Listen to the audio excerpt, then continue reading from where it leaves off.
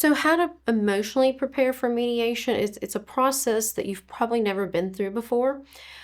So it's important, if you're working with a therapist or a psychologist, that you talk to them about that so that you are prepared for that process. But the main thing to remember is to keep an open mind.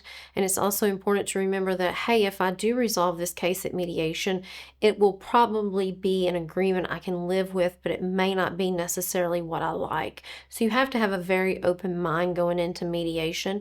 And it's also important to remember, if you need to take a break, step outside, get some fresh air, make sure that you voice that concern. So, documents for mediation, your attorney's going to have most of your documents, or should have them, unless they've asked you to bring something you've not previously provided. Prior to the mediation, you should get the mediator's agreement that sets forth how the mediation works, the mediator's terms. You'll need to be prepared to sign that agreement when you get to mediation. So, you've probably at that point already supplied your attorney with a lot of documents, but there may be some additional documents your attorney needs you to bring to mediation. So make sure you make a list. You can handwrite a list. You can put like a reminder in your phone. You can make notes in your phone of what you need to bring, and just make sure you have copies of that available.